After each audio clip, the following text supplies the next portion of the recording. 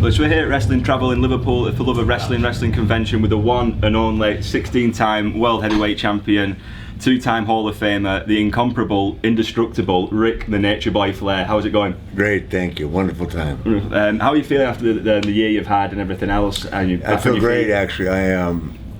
Took me about a year. It's been a year and a half now, I guess. Took me a year to really get back on my feet, and where I was, semi-normal, and then I've had a couple little glitches and stuff that, there's stuff now with me that requires maintenance, but I feel great. Brilliant, so good. And yeah, my first trip overseas, and it's great. I feel great. My energy is good, and it's just always great to be able to go out and, everybody loves Europe, everybody loves England, and especially if you're a wrestler, in our business, because the fans are so awesome, rewarding, friendly, out of their way, polite, and it's really very rewarding and a great experience for all of us.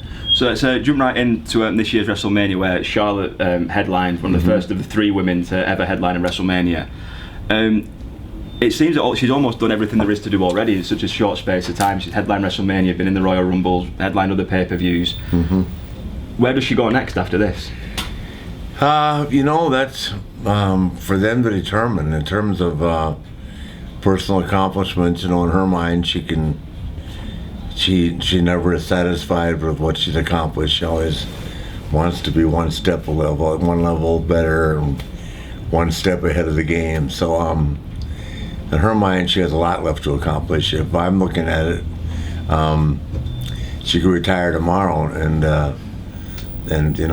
be thought of as probably the greatest of all time. And I think that's pretty universally shared by everybody with an opinion of what she's achieved. But she'll probably wrestle another 5-6 years, and she loves it and wouldn't have it any other way, and she'll keep striving for another goal, and I'm sure she'll hope to see the women again in another main event, which will be unbelievable. It's not to say it can't happen again, but it just means you're the very best of what both shows are putting together for basically a combination of a year. So, and they're building right now towards WrestleMania. So if you look at Raw and look at SmackDown and look what's going on now, the hottest thing going is still her, Becky, and now it's with Lacey Evans, and they've got the 3 of them embroiled, and to me, it's the most interesting part of the show.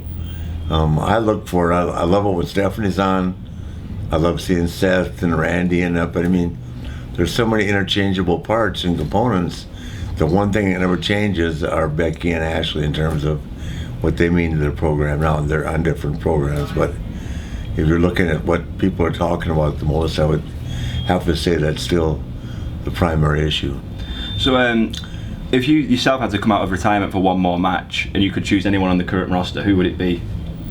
If I could come out of retirement? Yeah, just for one. Oh, I'd love to wrestle Roman Reigns. Roman. Yeah. I'd like to be a bad guy against Roman. If I was 35 or 40 years old, yeah, I'd love that. I'd like that. They couldn't afford to pay me, but... So, one of the biggest stories this year in wrestling has been the formation of AEW, which Cody Rhodes, the son of one of your greatest ever opponents, Dusty Rhodes, is sort of heading up. How do you think he's going to do with it? Are you looking forward to seeing what he's got planned over there? Well, Cody and I are of course very close. I've known him since he was born, but I'm more in tune and much closer to Tony Khan. And I think the future of that company falls on the level of commitment, and how Tony decides to manage it.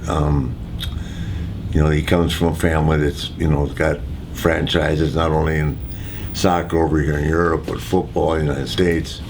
They understand sports concepts at a very high level. They have a lot of money, and I think the key will be for them to hire the right people in components with them, which includes Cody and whatever components that Cody and Tony or whoever the powers that be decide to help run it. But the issue isn't money. The issue will be, coming out of the gate with a product that is different than the WWE. They shouldn't focus on competing with the WWE because that's a lot to chew, a lot to jump on at one time. It requires a lot more than money to take on a company that's as established and connected in terms of just worldwide identification. So I think if they come out of it and they just work on their own identity, put the right pieces in place, and that includes management, people who help run it, they can be successful. They have the money, and that's the key. They're prepared to lose money, which a lot of companies aren't. And they, as for a wrestler, I think it's great that the guys that aren't able to, that want to work for WWE, and not everybody can. WWE tries, to get everybody in there, but some guys don't make it, and then some guys that make it get a try and don't make it. It's a very competitive business. So I think it's great for the young guys to have another opportunity. But just because the doors are open doesn't mean you're going to be a wrestler. People under the impression it's going to require a lot of talent, a lot of ability, and a lot of the little ingredient that makes you different from anybody else to work for either company. WWE is really, they put the time into you with NXT, but when they bring you up, they don't bring you up with the expectation of anything but success. So, which is their right. It's the same thing in football. You drop 2 passes, or you get beat 3 times as a defensive back, or offensive tackle gets hold for time. I mean, they're sitting on the bench next week. That's just the way it is. I don't care how good you are. So, the kids have got to be prepared to be the very best they can be each day, whichever company they're fortunate enough to work for, and hope for a bright future. But that only falls on, look at all the kids that want to play pro football and all the kids that aspire to play pro basketball. The same as, for us, probably even more so, kids all over the world. I had a 10-year-old boy yesterday ask me what he thought about the wrestling camp he was going to here in Europe. And I go, I don't know. I don't have any advice for you, 10 years of age.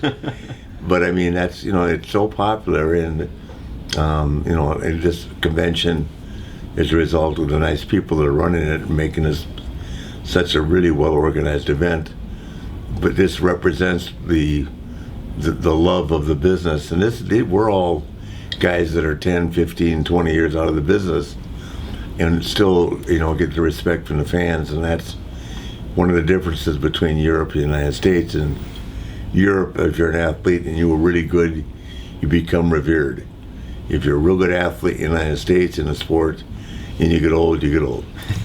So you could be the best one week, throw a no-hitter, the next week you can get hit, get 5 or 6, give up 5 or unearned runs, and you're the shits.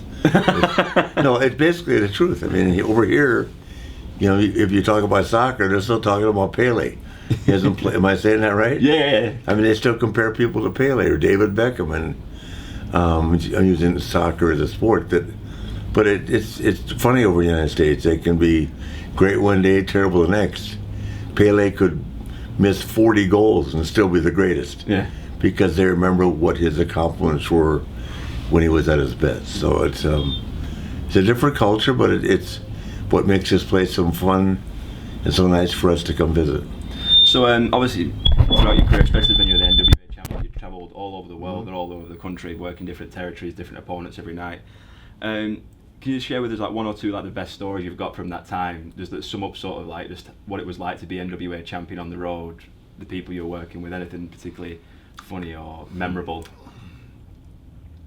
I can just tell you it was hard. It was I've got 1,000 stories, but you'd have to edit them all. we can do that. That's fine. No, that you'd have fun with. But I mean, it's literally, and to this day, people don't get it.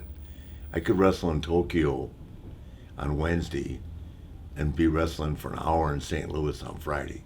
Mm-hmm. Just 14 hours difference in time, getting off the plane and the next day.